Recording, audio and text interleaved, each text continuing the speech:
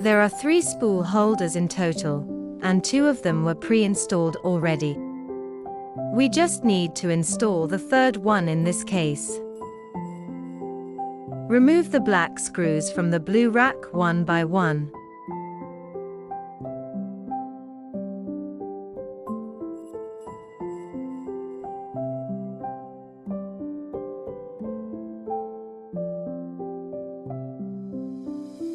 Hold the spool holder in proper position and rotate the black screws back.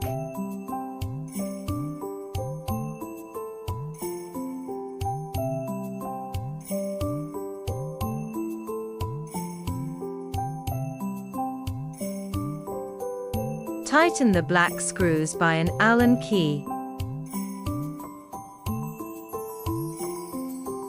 The spool holder has been installed successfully, so it's time to place the platform glass on the printing bed. You can see that there is no platform glass on the printing bed in the beginning.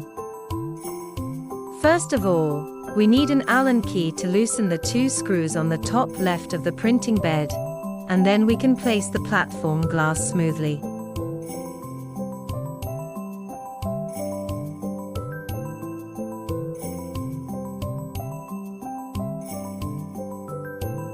Secondly, put the platform glass on the printing bed slowly and gently, and tighten the 2 screws on the top left.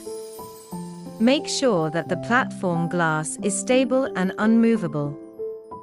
Finally, the platform glass was placed on the printing bed properly and stably. We have completed the printer assembling, and now it's time to connect cables from the printer case to the 3D printer.